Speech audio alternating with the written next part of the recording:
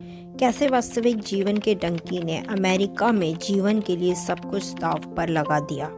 पंजाब के अलावा हरियाणा भी इस दौड़ में अब पीछे नहीं है। हरियाणा में युवाओं ने सेना में भर्ती होने या डॉक्टर बनने का सपना देखना बंद कर दिया है। पंजाब और गुजरात के लोगों की तरह वे विदेश में जीवन जीने के लिए अवैध और खतरनाक गधा मार्ग अपनाकर वास्तविक जीवन में डंकी बन रहे हैं। उनकी मंजिल की असली यात्रा इक्वाडोर से शुरू हुई। जितेंद्र और उनके समूह ने जंगलों, नदियों और समुद्रों का भ्रमण किया। वे कई दिनों तक भूखे रहे और एक बार पूरे एक सप्ताह तक सिर्फ बिस्कुट खाकर जीवित रहे। रास्ते में ठगों ने उनके पैसे, फोन, यहाँ तक कि उनके कपड़े और जूते भी लूट लिए।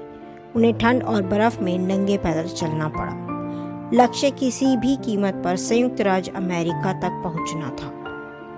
अमेरिका ड्रीम का पीछा करने वाले भारतीयों में हरियाणा के युवा भी शामिल हैं। उनमें से एक है जितेंद्र। वह अपने सपने को साकार करने के काफी करीब आ गया था, लेकिन फिर सब कुछ ध्वस्त हो गया। भारतीय जिस अवैध रास्ते को अपना रहे हैं उसे गधा मार्ग के नाम से जाना जाता है और यह आर्थिक रूप से और उनके जीवन के लिहाज से महंगा साबित हो रहा है। कहा जाता है कि शाहरुख खान की फिल्म डंकी यानी कि गधा मार्ग या गधे की उड़ान पर आधारित है, जिसे लाखों भारतीय अमेरिका, ब्रिटेन या किसी अन्य यूरोपीय देशों तक पहुंचने के लिए लेते हैं। डंकी जो गधे का एक क्षेत्रीय उच्चारण है, कहा जाता है कि इसकी उत्पत्ति एक पंजाबी मुहावरे से हुई है जिसका अर्थ है एक स्थान से दूसरे स्थान पर कूदना। जितेंद्र जैसे लोग बिल्कुल यही कर रहे हैं।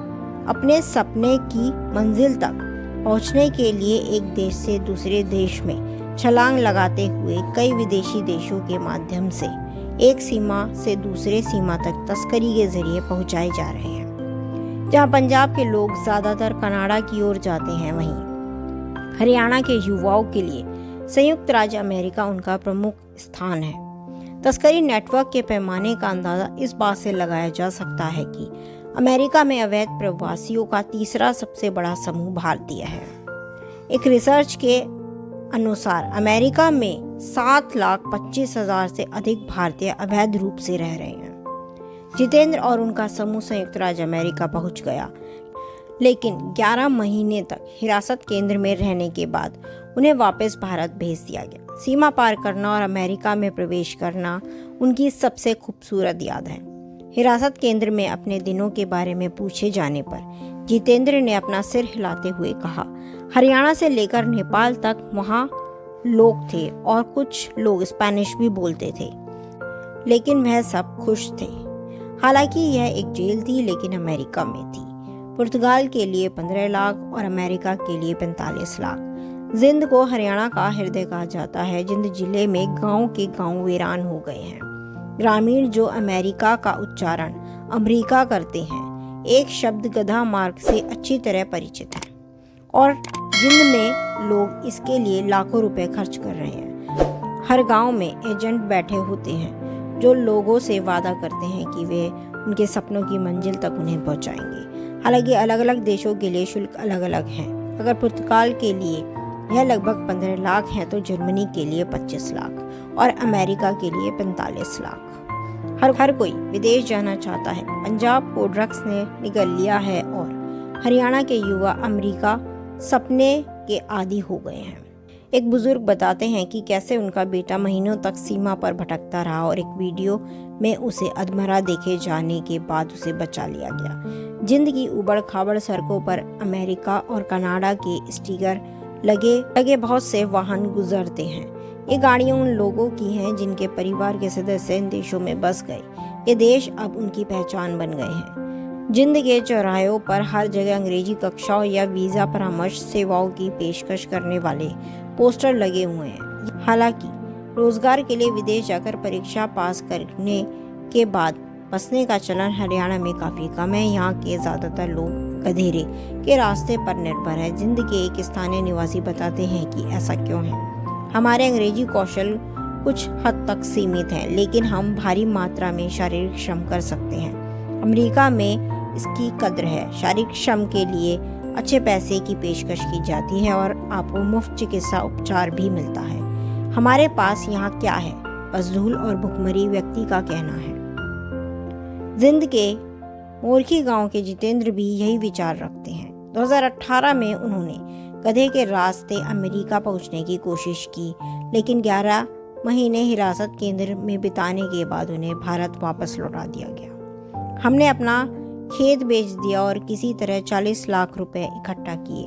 गधा मार्ग से यात्रा इक्वाडोर से शुरू हुई। हमने पूरे दिन यात्रा की, कभी बस में कभी कार से।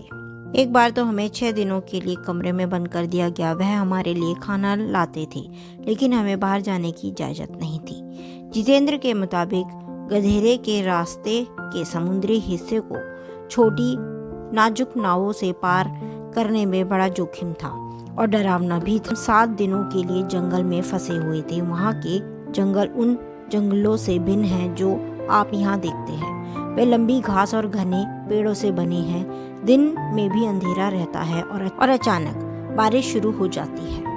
वहाँ कोई शेर या भालू नहीं थे, लेकिन बहुत सारे सांप, बिच्छू और जहरीली मकड़ियाँ थीं। बस एक स्पर्श घाव का कारण बन सकता है, लेकिन इससे भी ज़्यादा खतरनाक हमारे साथ के लोग थे। जितेंद्र का कहना है कि गधा मार्ग पर उनके 32 लोगों के समूह में नेपाली और बांग्लादेशी भी थे। गधा मार्ग या गधा उड़ान प्रणाली एक साझा वाहन की तरह काम करती है। जब तक यह भर न जाए यह हिलेगी नहीं। कम से कम 8 से 12 लोगों के शामिल होने के बाद यात्रा शुरू होती है। एशिया के लोगों का एक मार्ग पर एक समूह में रखा जाता है। अधिकांश लोग एक भाषा बोलते हैं, लेकिन इसमें जोखिम भी बढ़ जाता है। फिर जितेंद्र यह समझाने के लिए आता है कि वह गधे की उड़ान पर साथी यात्रियों को सबसे बड़े खतरे की तरह मानता है। उनके बीच प्रतिस्पर्धा है। जितना बड़ा समूह अमेरिकी सीमा तक पहुंचने की कोशिश करेगा, गश्ती बलों द्वारा पकड़े जाने की संभावना उतनी ही ज्यादा होगी। ऐसी स्थितियों में लोग दूसरे देशों के लोगों को रास्ते से हटने के लिए हतोत्साहित करना शुरू कर देते हैं। कभी कभी चीजें इससे भी आगे बढ़ जाती हैं। जितेंद्र भाषण के बीच में ही रुक गए। वह जो कहने वाले थे उसमें काफी गंभीरता थी। वह कहते हैं कि पूरा दिन चलने के बाद जब रात को सोने का समय होता था तो हमें डर लगता था कि कहीं कोई किसी जहरीले कीड़े या जानवर का इस्तेमाल कर हमें मारने की कोशिश न कर दे। क्या एजेंट विवादों में मध्यस्थता नहीं करता? उन्हें हमारे झगड़ों से कोई लेना देना नहीं है। हमारा मार्गदर्शन करने वाला व्यक्ति केवल हमें एक सीमा से दूसरी सीमा तक ले जाने के लिए जिम्मेदार है। अगर 10 लोगों के समूह घटकर 5 लोगों का रह जाए तो उन्हें कोई फर्क नहीं पड़ता। हर जगह ऐसे गिरोह हैं जो भूखे भेड़ियों की तरह विदेशी भूमि में हताश यात्रियों का शिकार करने की प्रतीक्षा कर रहे हैं। जंगल में हमें माफिया से भी मुठभेड़ हुई। 1-2 बार नहीं बल्कि 3 बार हमारी मुलाकात ठगों से हुई। एक समूह ने हमारे मोबाइल फोन और पैसे छीन लिए, दूसरे ने हमारा भोजन और पानी छीन लिया, तीसरे ने हमारे कपड़े और जूते छीन लिए। कड़ाके की ठंड में हमें बिना जैकेट और बिना जूतों के चलना पड़ा। भले ही हमारे पैर सुन्न हो गए हों, हम सुरक्षित स्थान पर पहुंचने तक नहीं रुके। क्या ऐसे खतरे लोगों को विचलित नहीं करते? क्या वह पीछे मुड़ना नहीं चाहते? बिल्कुल नहीं। पेट का उत्तर आता है, हम जुनूनी थे, हमें अमेरिका पहुंचना था, पीछे क्यों मुड़े? और जितेंद्र अमेरिका तो पहुंच गए, लेकिन वो बस आधी मुसीबत थी।